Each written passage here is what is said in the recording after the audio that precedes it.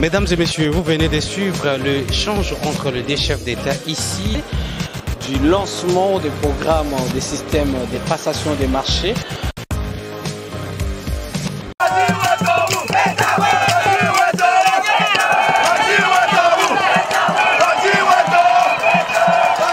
Le centre communautaire de Kabeya-Kamwanga Etienne Tshisekedi Wamulumba est les prototypes d'infrastructures prévus dans les cadres du programme de développement des 145 territoires. Avec des salles de classe bien équipées en bancs et matériel informatique, ces complexes offrent tous les conforts pour favoriser une formation d'élite les jours comme la nuit.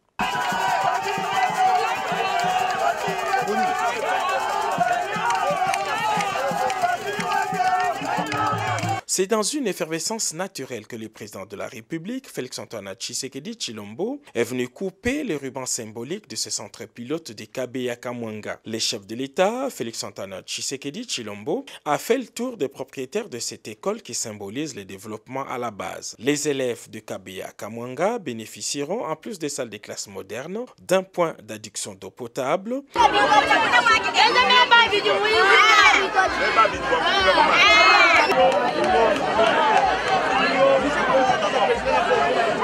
d'un centre récréatif pour élèves, d'un centre hospitalier moderne et d'une centrale photovoltaïque pour l'énergie. Pour le président de la République, ce genre de centre doit être reproduit dans les autres territoires du pays. Autre symbole de développement à la base, les projets d'adduction d'eau potable initiés par Mme Clotilde Kapinga Mulumba, présidente de la Fondation Mutota. 6 sources naturelles d'eau potable ont été aménagées pour produire 200 000 mètres d'eau cube par heure, quantité suffisante pour alimenter toute la cité de Kabeya-Kamwanga. C'est un projet initié par Mama Kapinga Mulumba, qui est la présidente de l'ONG Mutota. C'est un projet initié par une ONG, financé par FPI, Fonds de promotion de l'industrie.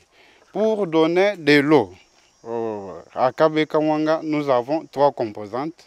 La première composante, c'est là où nous sommes exactement, à la source. Nous avons capté, regroupé plusieurs sources. On en a regroupé 6. Pour avoir un début par heure de 200 000 litres d'eau. Donc c'est ça, ce que vous voyez ici, ce n'est pas une piscine, c'est un bac de captage. Ça c'est une eau naturelle, ce sont des sources artésiennes, c'est une source intarissable. Donc naturellement, ça n'a même pas besoin d'un traitement parce qu'il y a eu déjà les analyses physico-chimiques, les paramètres physiques de l'eau, les paramètres biologiques. Je parlais physique, chimique et biologique. Donc toutes ces analyses-là ont été effectuées et l'eau a été certifiée naturellement potable. Car cela ne tient pendant le parcours du transport, l'eau peut être infectée. C'est ainsi qu'il y a une disposition des traitements, la chloration en ligne qui sera juste placée juste après les châteaux d'eau. Le projet est actuellement dans sa phase finale. Les centres de captage et pompage sont déjà reliés au grand château d'eau de la cité de Kabeya-Kamwanga.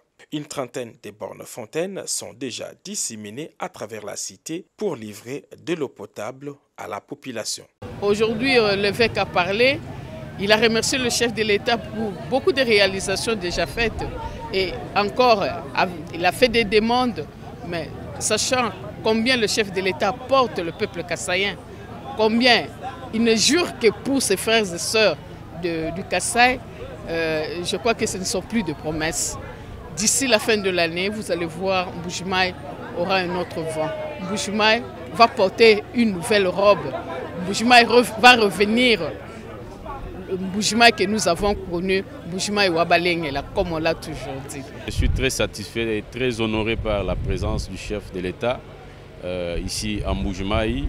Nous étions très heureux d'entendre les discours très émouvants, mais surtout très édifiants de l'abbé, Monseigneur. En tout cas, nous tenons à soutenir les chefs de l'État puisqu'ils les méritent. Tout le peuple congolais est conscient qu'il a la bonne foi et la volonté de changer les choses. D'abord, nous sommes très réjouis, c'est-à-dire c'est une bonne considération. Nous trouvons que le président de la République considère toute la population comme étant son entité.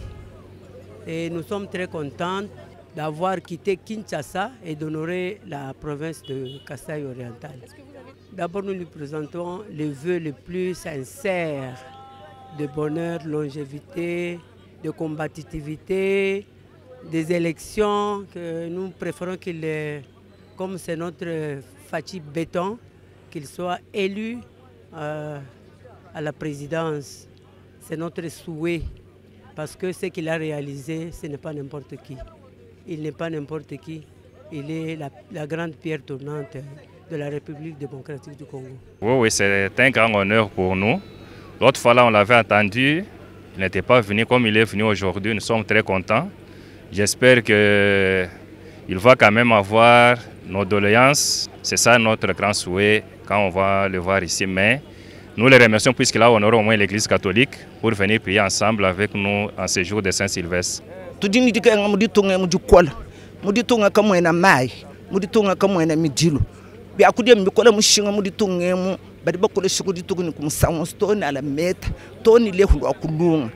Kamwena dikishana serike seto chinyangu chitula chuho muditongo kaditeto bakashibakamba nitudi hetu bishi bintu mbiye benda babanisha mishinga kujiba ni kujiba nitudi mushindo kai mo pitala kamwena mang kabena batondo ha tudi dikishana mesuke na mwana nitudi bishi perezida tangila bwandu ebu tudi tumulombele nzambi tetu bakashibakamba tutobinu hachu tulomba nzambi bwana amuyeye bwetu bukalenga mbwa kudimviria mukulu amubukalenga bwenda yeye mbwa kudimviria mukulu bumudimviria mukulu mana mukumusungulu yeye amhadulu ombola litunga dia kondi ya kumpala. Le président, comme vous le voyez là-bas, c'est le fils de notre cathédrale. Depuis son enfance, il a été ici encadré par l'abbé, l'abbé Grégoire Chimenyika. Nous, comme jeunes de ce temps-là, nous les connaissons depuis très longtemps quand il étudiait à Kalenda Moudish. Vous voyez donc de l'autre côté, là sur l'arbre, là c'est là où il se mettait en regardant devant là. Alors comme il vient aujourd'hui, en tout cas nous sommes très contents. Aujourd'hui en tout cas, vous ne voyez pas, nous étions à la première messe. Mais maintenant là nous attendons son arrivée pour l'accueillir. Nous avons les grelots ici, nous on va les faire. Fachiwe tumwikala no bukola tumumona tujinijisanga jabunyi bikola je tutumulomba bwanyi ambila ko kubena kasayi baba tamba kutukangira kabijima iluta tulwabunyi bikola menemene tamba kukenga kana mayi tukajinyi bukula bwina abo tuwangila mayi akwanyu kulamba nawo jiba jijulo muditunga je tujuya bashala bamba ni mfumo nuhesha byanene kuja ndayi mfumo nuhesha mayi malaba mayi katwina baheta to tubalala ninzala ya mayi basewa mayi 1000 francs mulonda kuyimayi to tutusagajila mfumo wetu vile mukulu wa mulama muhesha bukola bwa mubiri nubwanyi madama jikugenda jonsu dijima dikola chocho chibumusasa bunyindu buchamu chamu ditanda mema jiwakula ndigamwanya Janeta wabena luanga bakwa muko Sabina Mbwaya jina dia papa wanyi kabe Felicie jina dia mama Bulungu Bernadette bonse bagadi batushia baya kwa mdomba weja ndimba jingila dikasadimpa chidi muchilenga chibalenga dela kubulaba kujibo wako. À 45 km de la ville d'Mbujimai se trouve implantée une usine agricole moderne dont les premiers résultats font le bonheur des Kassaïens. Soucieux du bien-être de ses concitoyens, le président de la République, Félix Antoine Tshisekedi Tshilombo, s'est privé du faste de Nouvel An pour visiter la base agricole d'Nkwadi. Sur place, il a visité l'usine et obtenu toutes les explications sur le fonctionnement et la transformation des produits. Depuis avril 2022, l'Institut international d'agriculture tropicale IITA cultive sur plus de 120 000 hectares le maïs, le soja et le manioc et transforme ces produits phares des grandes consommations en plusieurs autres produits dérivés. Ces champs à perles de vue sur les terres arables de Tshilenge ont donné l'année dernière 650 tonnes de maïs et la production devrait tripler cette saison agricole. Il s'agit d'une géante structure agro-industrielle qui cadre avec l'agenda de transformation de l'agriculture du président de la République. Et c'est un système qui est mis sur pied pour accompagner toute la chaîne de valeur agricole, de la production des semences, de la production de masse des cultures prioritaires et de la transformation pour aller dans les ménages. Donc, nous avons les cultures prioritaires du Kasaï central et du Kasaï de la zone Grand Kasaï en général, à savoir le maïs, mais il y a aussi le manioc et le soja qui devient une culture très importante dans les chaînes de valeur agricole. L'année précédente, nous avons produit 650 tonnes et cette année, nous sommes en train de projeter tripler ces quantités et en saison A et saison B. Donc pour la saison A, le maïs que nous avons par exemple sur le champ, ça va nous donner environ 1350 hectares. 1350 tonnes, je veux dire. Si on combine la production qui est en régie et la production qui est en milieu paysan, nous serions à 1350 tonnes environ pour cette saison A. Pour la saison B, nous allons emblaver les mêmes superficies pour que sur l'année, nous avons 2500-2700 tonnes. L'usine d'Nkwadi vient matérialiser la diversification de l'économie prônée par le chef de l'État Félix Tshisekedi. Avec cette production, le Sud du Kasaï prend la revanche sur le sol et vient d'apporter une solution au problème de suffisance alimentaire. La base alimentaire d'Nkwadi n'attend pas s'arrêter à l'agriculture. Bientôt, le développement de la pisciculture devrait compléter le tableau.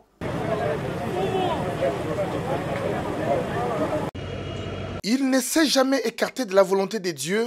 La preuve en est qu'à sa prise du pouvoir, le président de la République, Félix Antoine Tshisekedi Tshilombo, avait recommandé la RDC entre les mains des dieux. C'est dans cette logique qu'il a choisi de débuter l'an 2023 avec Dieu. Le chef de l'État a assisté à la messe célébrée ce dimanche 1er janvier 2023 en la cathédrale Saint-Jean-Baptiste de Bonzola à Mbujimayi, célébrée par Monseigneur Bernard-Emmanuel Kassanda, évêque du diocèse de Mbujimayi. Le président de la République était accompagné de sa famille biologique, premier vice-président du Sénat, de quelques membres du gouvernement, ainsi que de Patrice Mathias Kabeya Machi Abidi, gouverneur de la province du Kasaï oriental. Dans son homélie de près d'une demi-heure, l'officiant a axé sa prédication sur la discrétion qu'avait Marie lorsqu'elle avait conçu Jésus. Elle méditait tout dans son cœur, selon Luc chapitre 2 du 16 au 21e verset. Une homélie centrée sur un bon nombre de bénédictions pour la nation conformément au livre des Nombres, chapitre 6 du 25e au 26e verset. Frères et sœurs, nous avons célébré et continuons encore à célébrer avec liesse la fête de la nativité de Jésus Emmanuel, c'est-à-dire Dieu avec nous. Jésus qui est venu nous visiter est prince de la paix. Et en cette solennité de la Vierge Marie, Mère de Dieu, et en cette journée mondiale de la paix, apprenons à cultiver la paix dans nos vies. Les Saintes Écritures ne disent-elles pas « Heureux les artisans de paix » ils seront appelés fils de Dieu. Cette célébration eucharistique était une symbolique pour le chef de l'État de communier avec sa base naturelle et lui présenter ses vœux les meilleurs pour l'année 2023.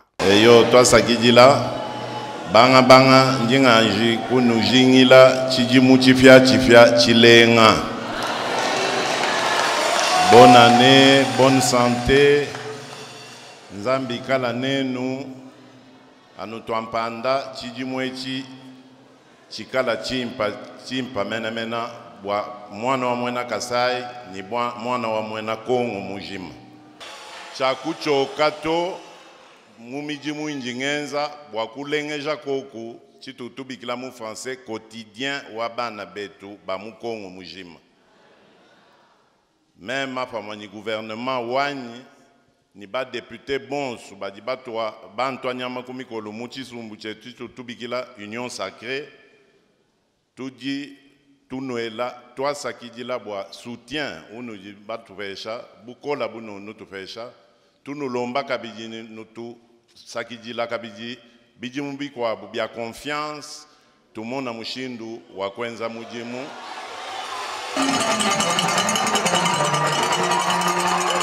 C'est sous les acclamations frénétiques de la population que le président de la République, Félix Antoine Tshisekedi Tshilombo, a quitté la cathédrale Saint-Jean-Baptiste de Bonzola.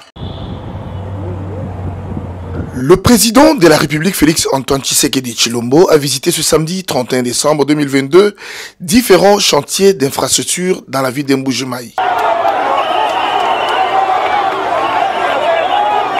Le chef de l'État s'est d'abord rendu sur le chantier de l'université officielle de Mbuji-Mayi, IOM, pour observer l'évolution des travaux en cours.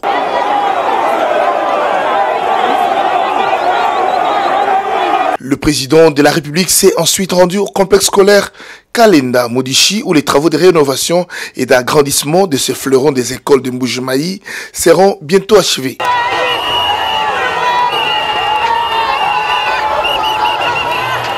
Selon les responsables du chantier, dans 4 mois tout au plus, le complexe scolaire pourra accueillir des élèves dans des bâtiments flambant neufs.